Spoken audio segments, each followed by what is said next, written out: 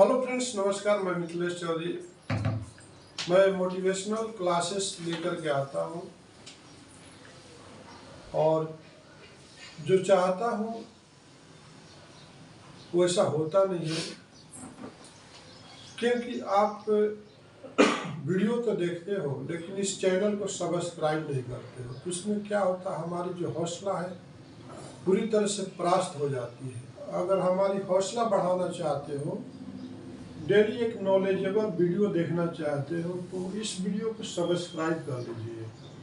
Subscribe करके और भी अपने फ्रेंड सर्कल में, अपने फैमिली में, अपने बिजनेस पार्टनर में आप शेयर करिए कि आखिर ये बंदा बोल क्या रहा है। अगर ठीक है, मैं इंसान हूँ और इंसान क्या भगवान भी गलती करते हैं। अगर वीडियो में कोई भी गलती होती है तो आप कमेंट्स बॉक्स में लिखिए, उस नेक्स्ट टाइम में वीडियो पे हम सुधारने की कोशिश करेंगे। तो हम आज जो टॉपिक लेके आए कि जीरो का वैल्यू समझो। अब मानिए कि जीरो का वैल्यू क्या है, जीरो क्या है, तो लोग बोलते हैं कि जीरो का मतलब कुछ नहीं है। क्या बोलते हैं? कुछ नहीं। सभी लोग बोलते हैं कि जीरो का मतलब कुछ नहीं है। तो जीरो का मतलब कुछ नहीं है, तो जीरो बोलते क्यों? जीरो का वैल्यू है ना। ऐसा नहीं बोल सकते जीरो का वैल्यू नहीं है। जीरो नहीं होता तो देखिए, तो जीरो का वैल्यू किसने बताया और जीरो का खोज किसने किया? तो बिहार का आर्यभट्ट पटना के रहने वाले थे, जो सबसे हमारे वर्ल्ड में मैथमेटिशियन, मैथ को लाने वाला, गणित जिसको बोलते हैं, मैथ का आविष्कार करने वाला हमारे बिहार के आर्यभट्ट थे। जो हमारे, मैं भी बिहार से हूँ, पटना बक्सर से हूँ मैं, वो पटना के थे, पाटलिपुत्र के। उन्होंने जीरो के बारे में समझाया और उन्होंने क्या क्या किया। आपका नेक्स्ट आवाज अर्चना लोने की आएगी, देखो उन्होंने क्या क्या किया। आर्यभट्ट ने गणित और खगोल शास्त्र के संबंधित बहुत ही असाधारणों को प्रस्तुत किया है। उन्होंने अंकगणित, बीजगणित, त्रिकोणमिति, ज्यामिति, खगोल विज्ञान आदि से संबंधित विभिन्न सिद्धताओं का प्रतिपादन किया। गणित के संदर्भ में उन्होंने शून्य की खोज की। इसके अलावा उन्होंने किसी वृत्त की परिधि और व्यास के अनुपात को पाई नाम दिया। उन्होंने पाई के मान की खोज की। पाई का मान 22/7 या 3.1416 होता है। इसके अलावा आर्यभट्ट ने दशमलव प्रणाली की भी खोज की। खगोल शास्त्र के संदर्भ के आर्यभट्ट ने बहुत ही सिद्धांत प्रस्तुत किए थे। उन्होंने बताया था कि पृथ्वी अपनी दूरी पर घूमती है और सूर्य का चक्कर लगाती है। इसी कारण पृथ्वी पर दिन और रात होती है। पृथ्वी की कक्षा दीर्घ वृत्ताकार होती है। आर्यभट्ट ने बताया था कि एक दिन 24 घंटे का नहीं बल्कि 23 घंटे 26 मिनट और 1 सेकंड का होता है। एक पूरा वर्ष 365 दिन और 6 घंटे का होता है। इस कारण हर चौथे वर्ष का दिन बढ़ जाता है। आर्यभट्ट ने सूर्य ग्रहण और चंद्र ग्रहण के बारे में भी जानकारी प्रदान की थी। प्राचीन हिंदू मान्यताओं के अनुसार राहु नामक ग्रह सूर्य और चंद्रमा को खा जाता है। इसी कारण चंद्र ग्रहण और सूर्य ग्रहण होता है। आर्यभट्ट ने इस धारणा को पूरी तरह गलत साबित किया और सूर्य ग्रहण और चंद्र ग्रहण के वैज्ञानिक ढंग से समझाया। आर्यभट्ट के अनुसार जब पृथ्वी पर चंद्रमा की छाया पड़ती है तो सूर्य ग्रहण होता है। पृथ्वी पर पड़ने वाली छाया जितनी बड़ी होती है, सूर्य ग्रहण उतना बड़ा होगा। चंद्र ग्रहण के संदर्भ में उन्होंने बताया कि जब चंद्रमा पर पृथ्वी का छाया पड़ती है तो चंद्र ग्रहण होता है। तो आपने सुना, ऑडियो के माध्यम से सुना कि ऐसे शख्स जो बिहार के थे, पूरे ब्रह्मांड का भ्रमण कर लिया अपने दिमाग से। उन्होंने साबित कर दिया कि जीरो क्या है, पृथ्वी क्या है, चंद्रमा क्या है, सूर्य क्या है, पाई क्या है। तो आपको क्या लगता है कि बिहार कोई मामूली स्टेट है? आपको, हम सबको बिहारी होने पर गर्व करना चाहिए। जिसने मैथमेटिक्स को पैदा किया, जो पूरे वर्ल्ड में चलता है, पूरे वर्ल्ड में उस मैथमेटिक्स को पढ़ा जाता है। दशमिक का उन्होंने, दशमलव का उन्होंने बताया कि दशमलव क्या है। अब देखिए यहाँ से शुरू होता है दशमिक सिस्टम क्या है। 0 1 2 3 4 5 6 7 8 9, ये कितना डिजिट है? 10 डिजिट है, दशमिक डिजिट बोलते हैं। और इतने पर ही आपको अरबों खरबों तक पहुंचने वाले होते हैं। आगे समझ में, दशमिक प्रणाली उन्होंने बताया कि भाई यही 10 जो वर्ड अंक है जो आपको अरबपति बनाता है, खरबपति बनाता है, करोड़पति बनाता है। इसी को आगे पीछे करके आपको चलते हो, इसी जीरो को आगे पीछे लेके चलते हो, बाकी कुछ है नहीं। आगे समझ में, उन्होंने ये भी बताया कि देखिए पृथ्वी जो है, सूरज आपको लगता है कि सूरज पूरब से निकला था, एक कोने से चल गया उधर कोने तक, ठीक हो गया सब साउथ। लेकिन ऐसा उन्होंने प्रूफ किया कि सूरज जो है नहीं चलता है, चलती है कौन? पृथ्वी चलती है। पृथ्वी जो है अपने पृथ्वी पर जहाँ पर हम लोग बैठे, हमारा देश, हमारा स्टेट, हमारा जो 7 कंट्री है, 7 महासागर है, उसी के ऊपर है। और वही पृथ्वी अपना धुरी पे, अपने परिधि पर चलती है, जिसको पाई के थ्रू उन्होंने प्रूफ किया। रेडियस को, व्यास को निकाला उन्होंने अपने धुरी पर, अपने धुरी पर। ऐसा पृथ्वी जो है अपने धुरी पर धीरे धीरे चलती है। तो पाई का वैल्यू होता है 22/7। आर्यभट्ट का ही देना है, जिसको हम 3.1416 के नाम से कैलकुलेशन में लागू करते हैं। कोई भी रेडियस का, सरकमफ्रेंस का आपको एरिया निकालना होता है तो पाई से ही आप डिवाइड करते हैं। चलिए, हमारा वीडियो आगे भी मजेदार होते रहेंगे। आपको मैथमेटिक्स का किंग नहीं बना दिया तो मेरा नाम मिथिलेश चौधरी नहीं। मैं बिजनेस से पहले मैं लेक्चरर भी रह चुका हूँ, ट्यूशन भी पढ़ा चुका हूँ। तो आज हम बताएंगे उस महान शख्स के बारे में जो बिहार की धरती से आए और आपको जीरो का वैल्यू बताए। चलिए, अब यहाँ पर कितने लोग हैं, अब हम जीरो का आपको आपके साथ ही मिल के बताएंगे। जैसे कि मैं 1 था। मैं क्या था? 1। मैं बिजनेस में आया तो मेरे पास एक लैपटॉप था, एक फोन था, एक प्रिंटर था, ओनली 1 था। ठीक है ना? एक जीरो को हमने अपने साथ जोड़ा, कितना हो गया? 10। एक जीरो हम अपने साथ जोड़ लिया। अरे कोई नया आता है तो जीरो ही तो होता है। आपके साथ कोई जुड़ता है तो क्या रहता है?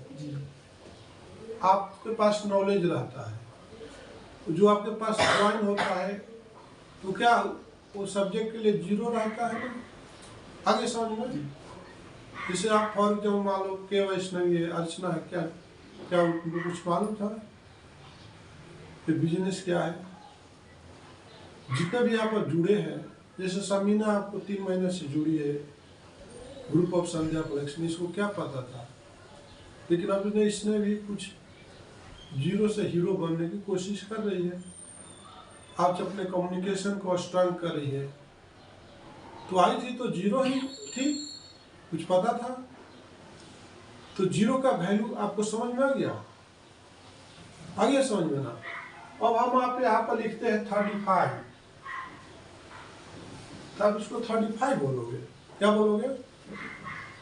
35 बोलोगे ना।